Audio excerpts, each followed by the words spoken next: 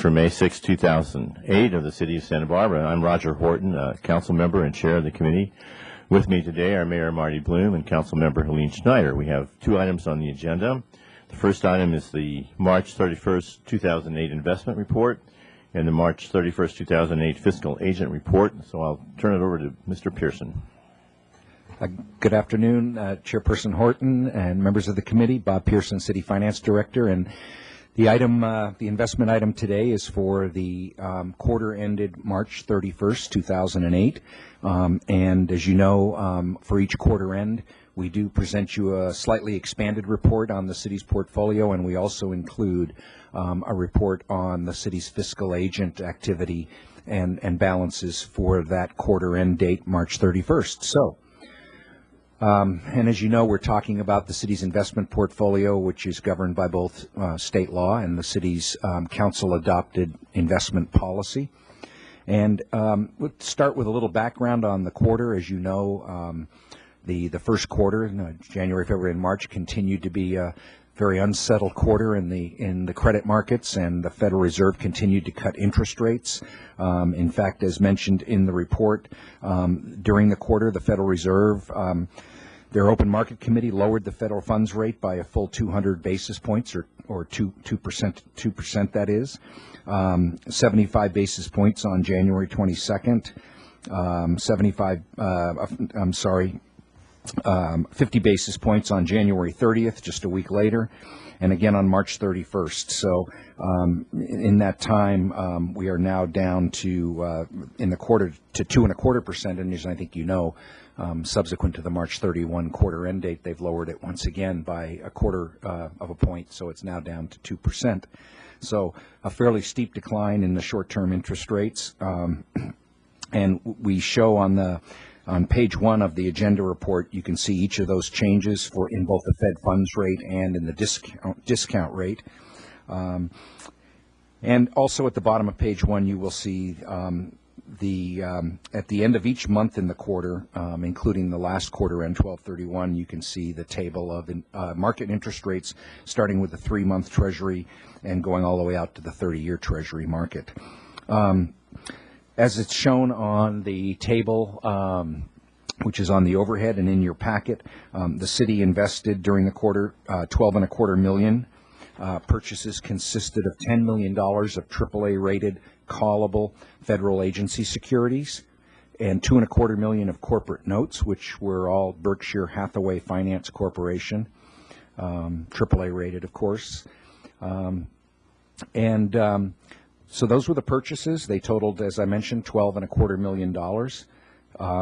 As far as the maturities or calls go, we did have $6 million of callable maturities or securities that were called during the quarter, and you can see those in the table on page 2 of the agenda report, and also on the overhead on the screen. And then we had, in addition, $6 million of maturities during the quarter to Fannie Mae's and a Federal Home Loan Bank. So we actually had quite a bit of activity. It's not unexpected that with the declining interest rate environment that our callable securities that were eligible to be called during the quarter were called during the quarter.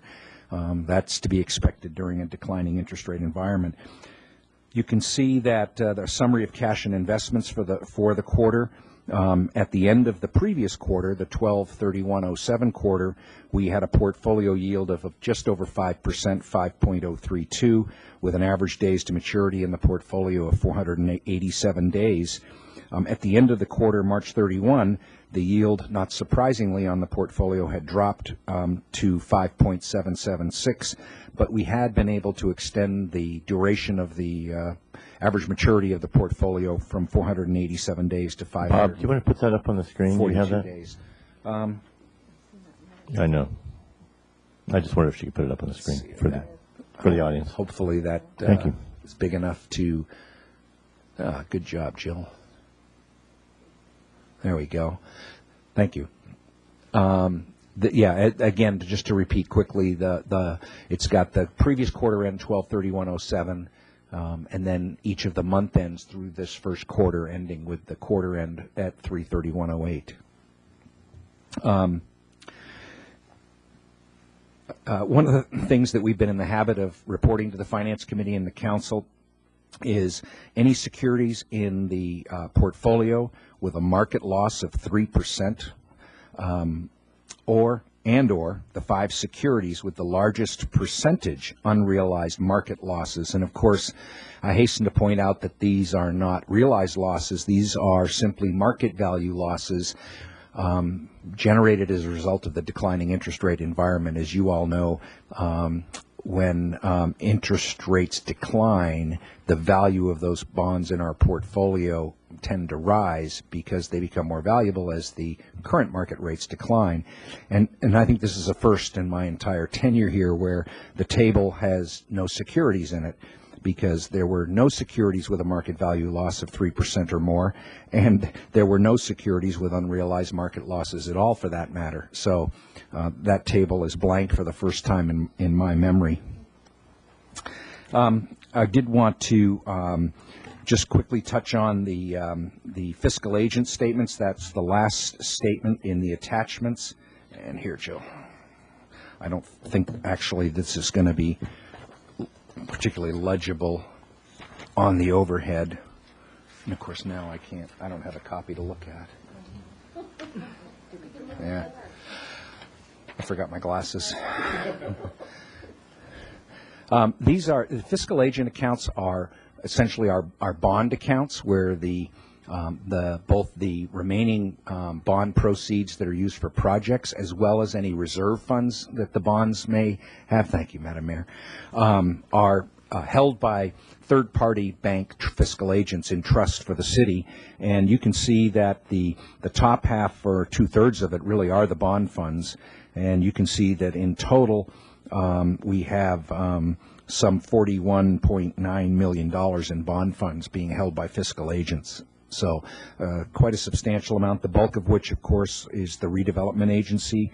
We still have about $26 million of our 2003 bonds available to us. And the last table I'd like to put up is the one that is the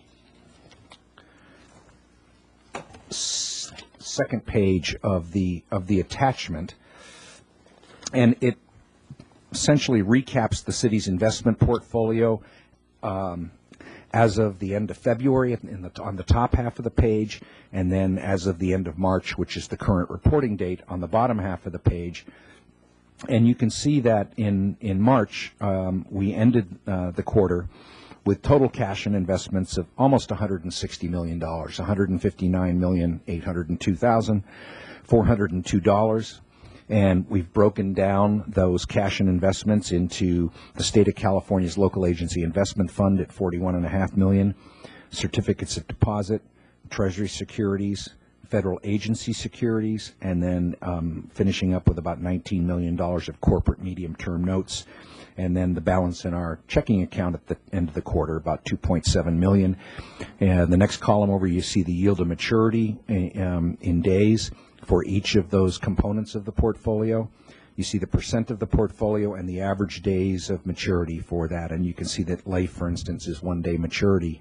And the longest portion of the portfolio is certainly the federal agency issues, which have combined in that category an average days to maturity of some 788 days. Bob, could you explain for those that have not seen the LAIF much before the availability and accessibility of the LAIF account? Sure. LAIF stands for the Local Agency Investment Fund, and it is a money market fund run by the State of California, the Treasurer's Office. And it is essentially a money market fund run by the state to manage their own money, and they make that investment fund available to all local governments within the state of California, and we use it as a vehicle to park our liquid assets in, overnight money basically, and that gets us a good rate of return. And the best part about it is that we can transact business with them on a same-day basis as long as we do so by 10 a.m. So that if we call them by 10 a.m. in the morning and tell them we want to deposit money into LAIF, we can do that for that same-day credit.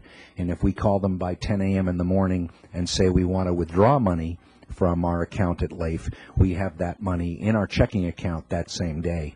So it's a very powerful and flexible tool that allows us to get a very competitive market rate of interest. You can see that at the end of the quarter, the yield to maturity on LAIF was still over 4%. It is not anymore.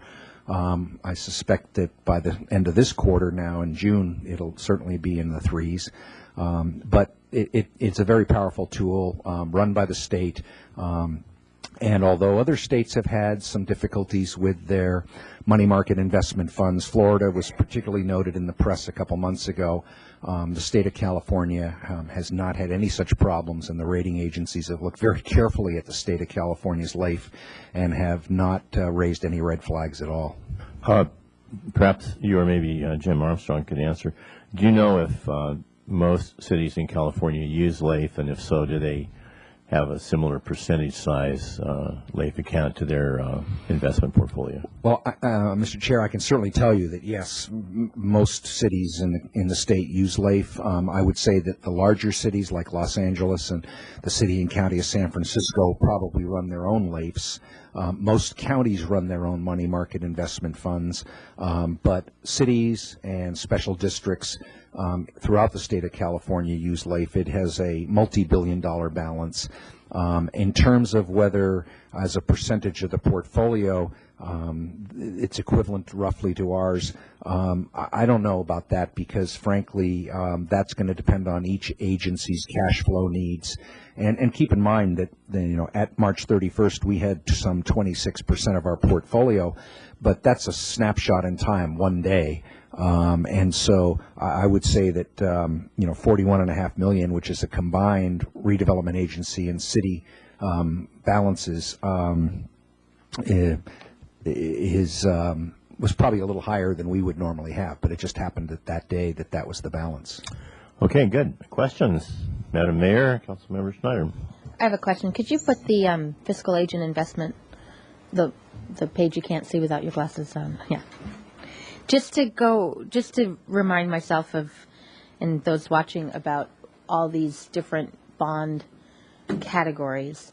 The 2001, 2003, and 2003 RDA bonds we see a lot because whenever we look at projects through the redevelopment agency, that's usually the fund where those projects come from.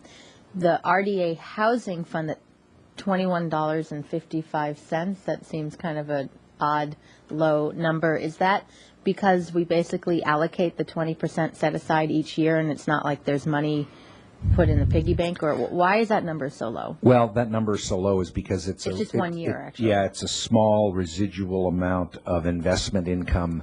Obviously these monies that are held by fiscal agent on our behalf are invested, and they earn interest. And that actually is the RDA housing bond that we sold a couple years ago for the, I think, St. Vincent's project. So that's obviously different than the annual absolutely annual increment yes. that we get. And then the SVC retirement fund, police and fire funds underneath. Yes. Can you explain that and how, if it is different from other retirement funds that we have? And can you explain that one? Certainly. That is. And if you go over, actually, it's more than $250,000 at the. Right, the totals? Well, actually, it's more than $500,000. I mean, $500,000. Yeah. That's what I meant to say. That is the remnants of a small single-employer pension plan prior to the city joining CalPERS for its public safety employees. The city ran its own pension plan for our public safety employees, and of course that ended back in, I think, the mid '70s. So this is the fund for those retired fire and police personnel prior to getting into PERS with our police and fire retirement plan. That's correct. Okay, that's why we have a fire and police retirement commission. That's correct. Okay, that's Okay. what they're Any further looking at. questions, Thank you. Madam Mayor, Councilmember Schneider? Is there a motion to accept the reports? Is there a second? Okay. All those in favor, please say aye. Aye. Both motions carried. Thank you. That was A and B, by the way. Okay. All right. Next on the agenda, we have community development. And Bob, are you going to continue that, or Michelle?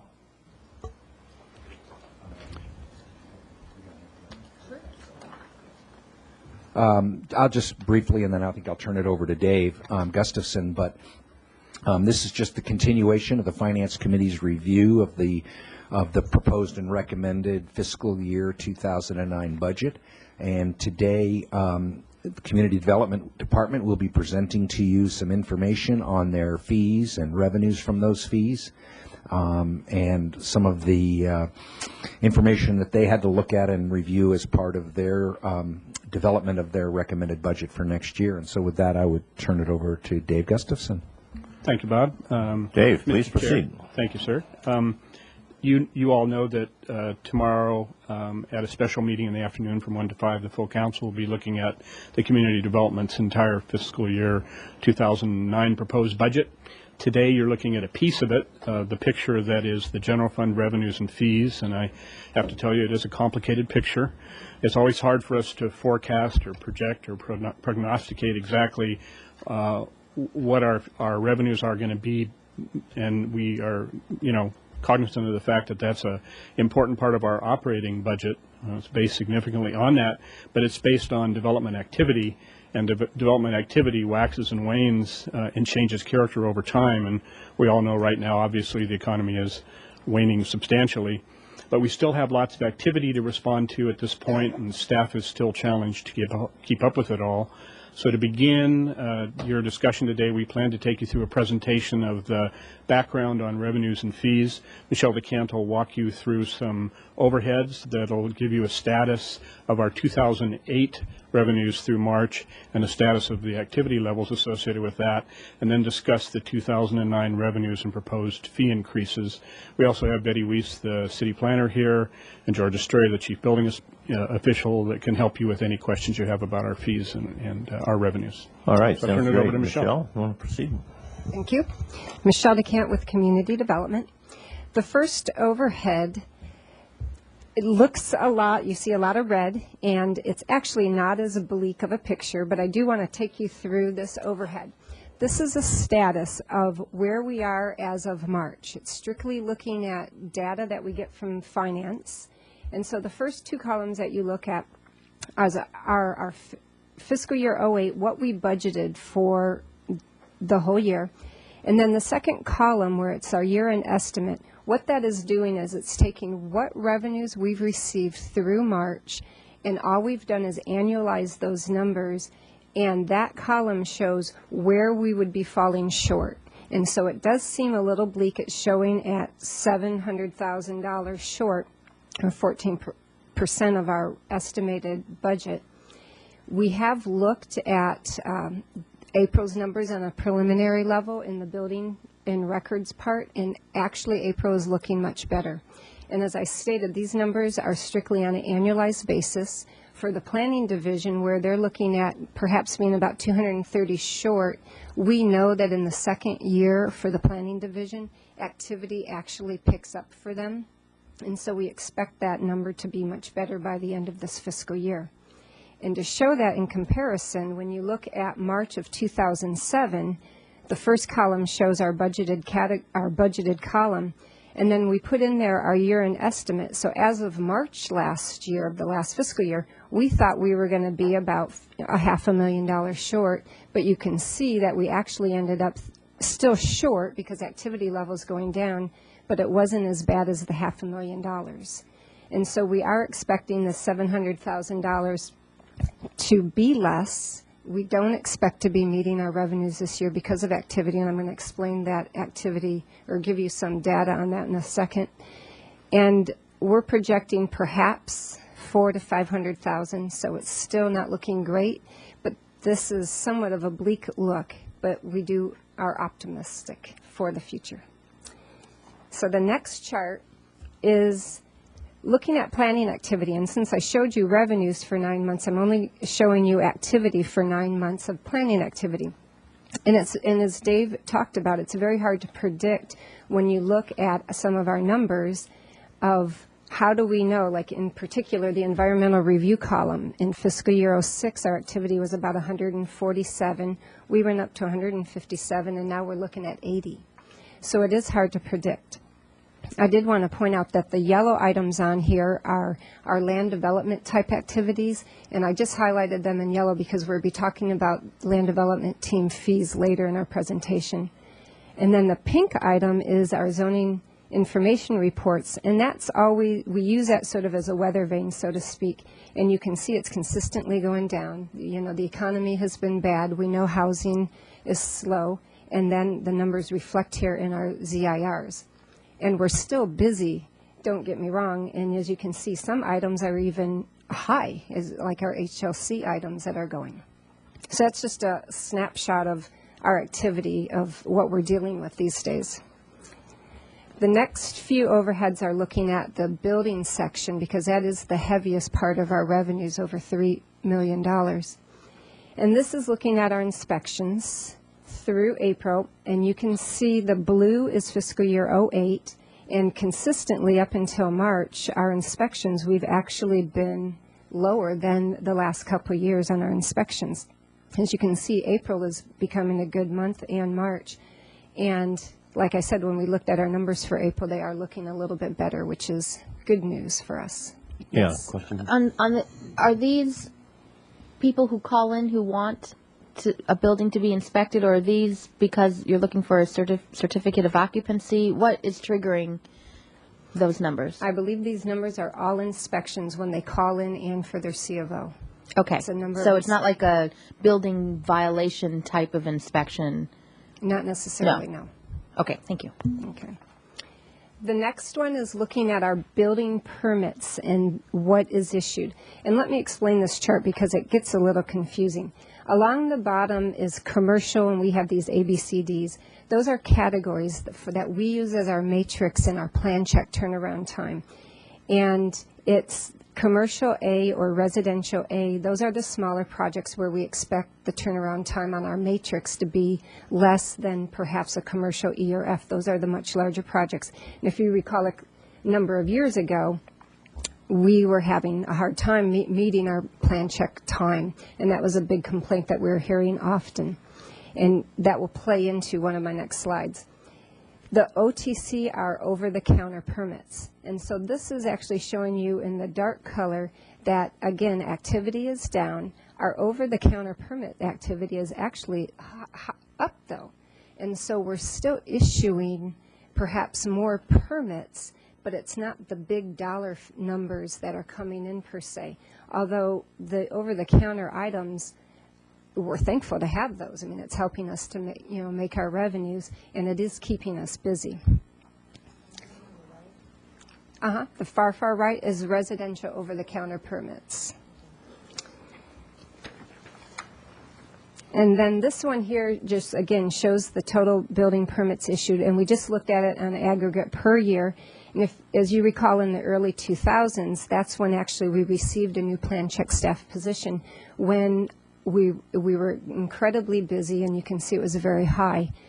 In 2008, the blue line is where we are today, and then we've projected out where we think as far as permits issued. And it is a little bit higher than 07, but it's still not as high as any of the other categories that just show that our activity, we're busy, but it's still down compared to what we're used to. And so with that, that's a sort of a picture of where are we for this fiscal year. I believe I know you've received the 6-month report, and you'll get the quarterly report, and that's the status of our revenues.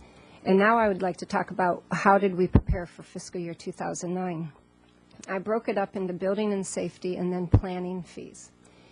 So what you see here is our original estimate when we were putting together the 2-year financial plan. And in building and safety and RACS, which is our records program, we had already known that we were expecting to do a 5% increase. Building and safety fees are at about 100% cost recovery, and this 5% fee for fiscal year 09 was strictly to keep us in line and try to maintain that full cost recovery. Well, when we were looking at our mid-cycle review and preparing our revenues, we had to actually reduce our revenues because we have a lower base to be working on, and we keep getting asked, what are we projecting out? And we, as Dave said, it's very hard to know where is the economy going to go. Is it going to stay, Or is it going to get worse, or is it going to go slightly up?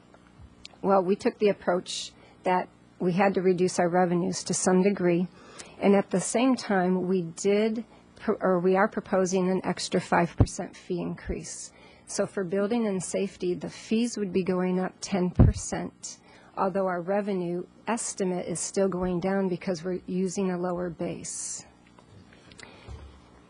And for the next slide, we weren't really going to talk, I mean, this isn't a meeting to talk about our contingency adjustments, but wanted to point out, particularly number 3 and 5, that we're not just raising our fees because we're not making target and it's just to cure the shortfall of our revenues, that the building and safety position, or this division, is actually holding a position and a half open to help also reduce the costs there. And so, you know, we're looking at a balancing of reducing some costs in the building and safety, looking for some efficiencies, and at the same time, in having to increase the fees just a little bit higher than we had originally expected.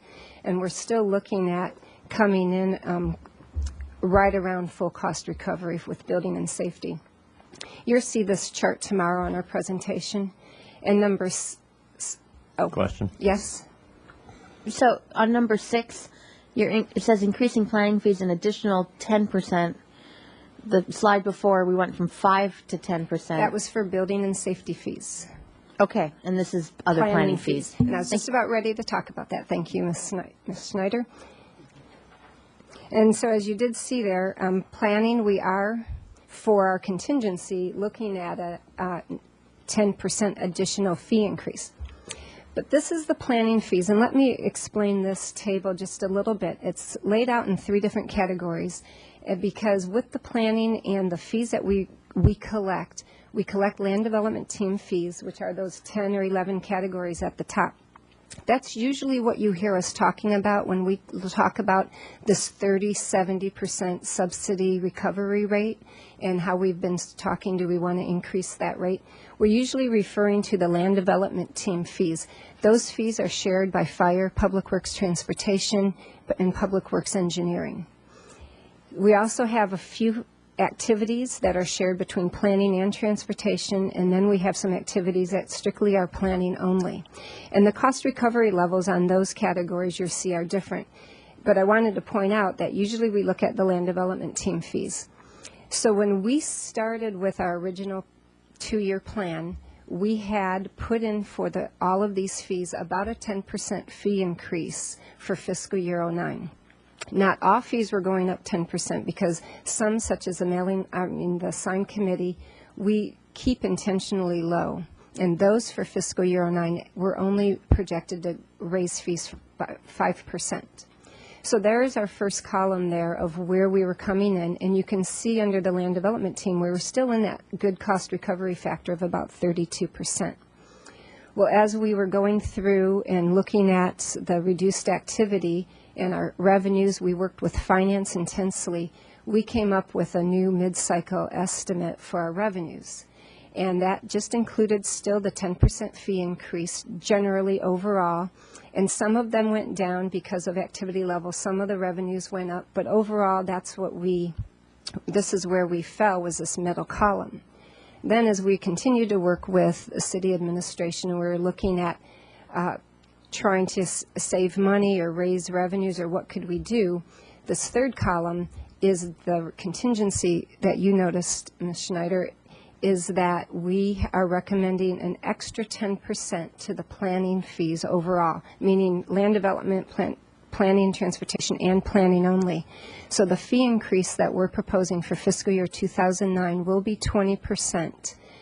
And again, not every fee will be 20% because signs is the original 5 plus a 10% on the contingency. So signs are only recommended 15. Some items we're closer to 100%, such as ZIRs, and those fees based on activity and cost are going up a little bit higher than the 20%. But overall, the value of that extra 10% gets us to about the $160,000, which is the contingency amount that we're offering up. And it's important to know that this extra 10% is not getting us new staff. It's not creating new efficiencies. This is strictly just to help maintain that 30/70 policy goal of cost recovery and not losing staff. So, Michelle, in the construction planning building community here in town, at what point do they know that the fees are going up? Thank you for asking that. We actually, City Planner Betty Weiss has done a tour, so to speak, of all the boards and commissions to let them know. And we have our land development team bulletin that we're in the middle of drafting what we're going to write up, and that goes out to over 600 people that have signed up for that document. And then we're also looking at more PR to do for this fee increase. So the architects, for example, would all be aware of this at this point, is that? I'm hoping that I actually have it set to go out by tomorrow morning, the land development team bulletin. And we've already been to, we're at the joint council PC meeting when Betty talked about the different fee increases. We've been to ABR sign committee and HLC so far. Of course, it may not pass. Correct. What may not pass? Anything. Right. Yeah. So the next couple charts I want to show you, and you're going to see these tomorrow. They're just our comparison charts that we like to do so you can see, well, what do these fee increases mean? How do we compare to other jurisdictions? Again, these are in our presentation that you'll see tomorrow. And again, Santa Barbara for our current fees, what's proposed, and then compared to some neighboring jurisdictions. And as we've stated over the last year or so, that our fees are starting to get on the higher end of the fees of our neighboring jurisdictions. We do have a staff-intensive system, and as you know, part of the reason we have a high subsidy is because it's believed that there is a good community benefit to the work that's done here in the Community Development Department. So this is just a chart. You'll see this tomorrow. And then the next chart, Joe, please. This one is looking, again, you've seen this before. It's a sample project comparing us to the three neighboring close areas. The county, Carpenter, and Goleta, those are all deposits, as you know. And then they charge impact fees, which we don't at this time. And so our total cost for a sample project is much lower at this time. And that you'll see as well tomorrow. And if it's very, very hard to compare apples to apples. And if you recall last year in our budget presentation, I did put in a slide that the Builders Association had done a survey on some sample projects and to show all these different jurisdictions. And each one of those had about 41 caveats to all their fees because it is so incredibly hard to put apples to apples with the different jurisdictions. And I have one more thing to talk about that came up today. And Jill, could you please? And you don't have this as a handout.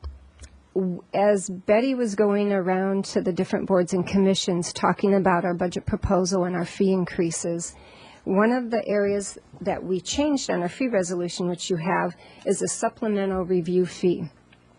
And this is at ABR and HLC where we know how projects come back to the boards time and time again. And sometimes it's because perhaps the applicant's not being responsive. Sometimes the board is being difficult. Sometimes it might be a project that just warrants many reviews.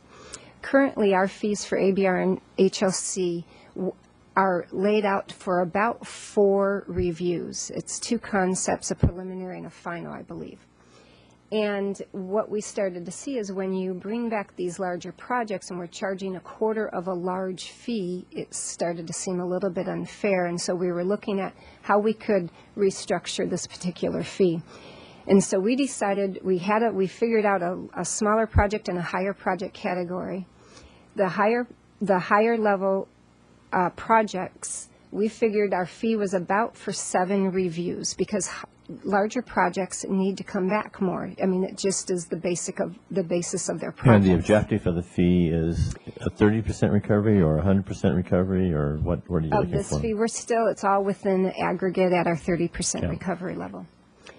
And so we did this new fee structure and said for these larger projects, they get 7 reviews, but after the 8th, they need to start paying $200 per meeting when they come back. And then we also had for the smaller meetings, a $200 as well after their 4. And as Betty started to go to the boards and commission, this was an area that came up, and felt that actually for some of these smaller projects, paying more of the quarter of the current fee seemed a little bit more appropriate and fair. And so our proposal would be to rechange that area where the red bullet is, to have it that fifth and subsequent full board meetings, review meetings for all other projects, meaning the smaller type projects would just pay a quarter of their current fee each meeting. And so that's one change that we'd like to do for our fee reso that's already been submitted. And with that, I have nothing more. Okay, Dave, you want to summarize anything? Thank you, Mr. Chair. I really don't have any other particular comments. As I said at the beginning, it is difficult to do the projections, and we'd like to have the greatest degree of recovery we can, but we're also cognizant of the concerns out there in the economy and how we'll affect that. So we think we've got a good compromise here that we're recommending to you. Well, the previous chart, full cost comparisons, understanding the caveat, Michelle, that it's hard to get apples and apples here, but even so, we're 50% or way less than that, even on comparisons with Goleta and CARP and the county. So it seems like we're still pretty realistic here, to me anyway. Ms. Schneider. Thank you. We've talked about before the issue of impact fees, which we don't cover right now. And I know a year ago there's a study. And can you give me an update of what's happening with that? Is it part of the general plan update? Is it what's going on with the impact fees? Thank you, Betty Weiss and Councilmember Schneider. The Planning Division has a small contract with an economist and planner. His name is Paul Silverin, and he presented a PowerPoint presentation to the Infrastructure Funding Task Force just last week. And we are refining that presentation now for incorporation into the Plan Santa Barbara process, and we will be presenting it to the Planning Commission in the coming months. That'll be the next schedule and public review of the materials. He looked at, particularly for the task force, and as well, again, for Plan Santa Barbara, looking big picture, how does the city go about funding all kinds of community needs? And what niche or role would development fees play as a part of an overall funding strategy? And in that study that he's done so far, he looked at surrounding jurisdictions in our area as well as across the state and what the norms are under the various state laws and ability to levy development fees. And really, if you are looking to do those on the increment of new growth, it's not going to generate very much revenue. So one of the questions I think we're going to have again is, how do the processing fees for all types of projects fit? How might the city want to look at land development fees or development fees structure for people throughout the community, even major remodels of existing single-family homes, for example? The city may want to explore this concept in new ways that haven't been done in other areas. So that is evolving as part of Plan Santa Barbara. What was presented last week also looked at various bonding issues, and our consultant worked with Bob Pearson on that. So we're just now getting it out and incorporated into our work. Okay, thank you. And that a shorter version of that explanation might be needed as you go through the presentation tomorrow, because just by looking at that slide, by seeing no impact fees, I know that's just been a discussion we've had over the last couple of years, and there might be some questions from other council members. My other issue, and this again may be more of a discussion for tomorrow's full budget work session, but the issues related to enough staffing for zoning and building code concerns, whether it's violations and following up, or not necessarily for new buildings and design. I see George in the audience here, but just more following up when people call in with potential or actual zoning and building violations. But it sounds like from your presentation that the level of activity over the counter is slightly going down, but that's about new development and people going through the permitting process as opposed to current stock and building stock and potential problems when they arise if someone's doing a remodel without a permit or if there's other zoning violations. They're two different things we're talking about here. Is that right?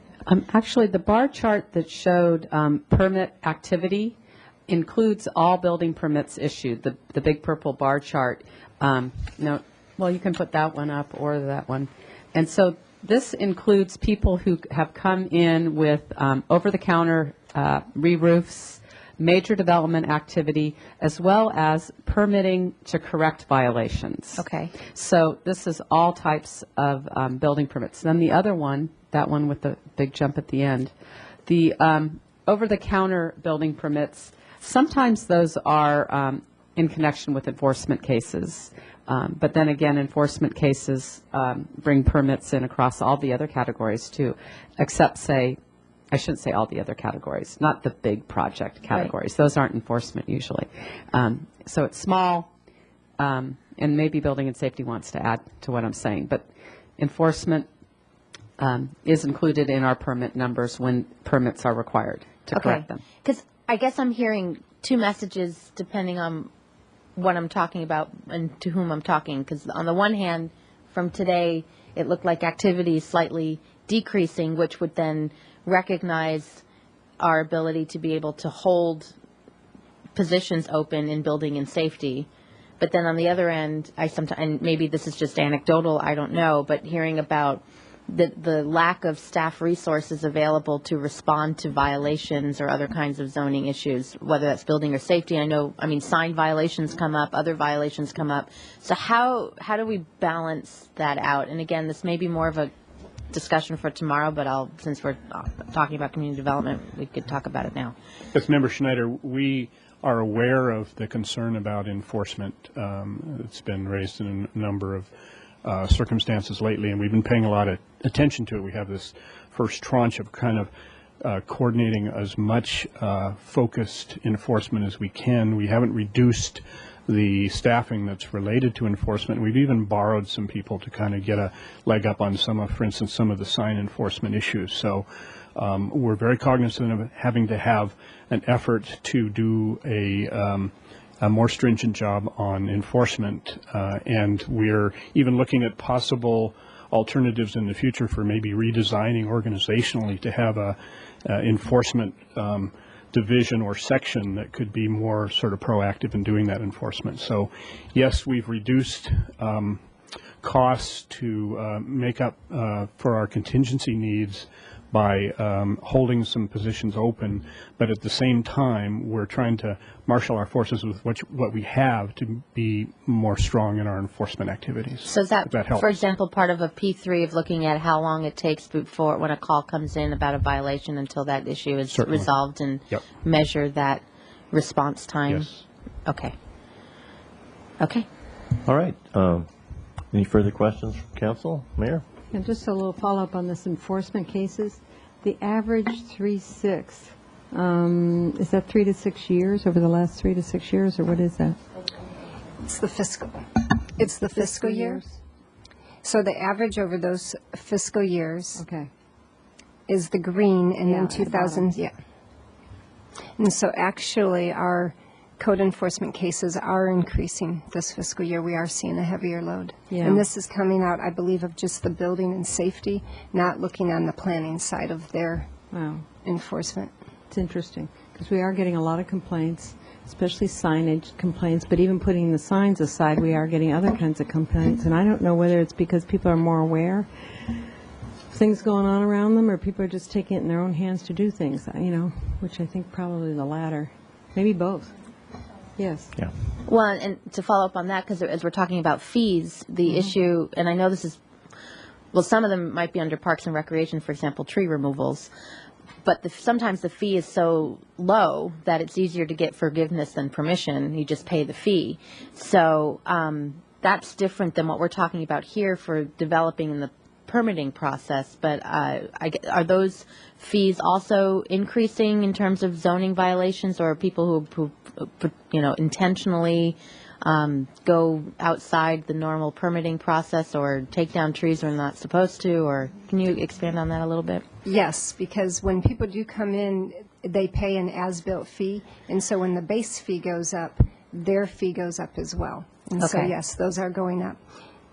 And then one other related thing, which I know Mr. Gustafson and I had emails about this back and forth a little bit, and I don't think there's an answer to this, but when we went to the 980 schedule, like if something happened on a Saturday or Sunday, now we have every other Friday where if someone notices something, someone violating, like, cutting down a tree or taking down a wall or something, and this office is closed, what's the mechanism for who do they call if it's during business hours, even though we're on a 980 schedule? And I don't know if we've had a new answer or better way of, do you call 911 and get the cops on it? I mean, how do you, because sometimes by the time Monday rolls around, a lot of the damage has been done instead of trying to put a stop work order right away. I think the initial answer we gave you, Member Schneider, was we in community development didn't have that ability on the off Friday or on the weekends, and it would wait till Monday morning. We're looking into the possibility of coordinating with Public Works for their 24-hour call-in process so that they could have a way to alert us if there was a tree That would be great, emergency. some internal hotline or something, because it could happen that, I mean, people have best intentions in mind, but I would hate to think that, today's an off Friday, I'm going to do this because no one can catch me. So if there's a mechanism where people can then follow up, that would be great. Yes, and I also wanted to touch on the fact that there's a staff committee looking at the whole issue of enforcement against things like tree removal and the fees that are associated with them, as to whether they're appropriately punitive or not. So we're working on that as well. Okay, thank you. Council, any further questions? Mr. Pearson, Jill, any further comments? All right, then Are you asking? with that information, we'll adjourn the meeting of today. I don't think so.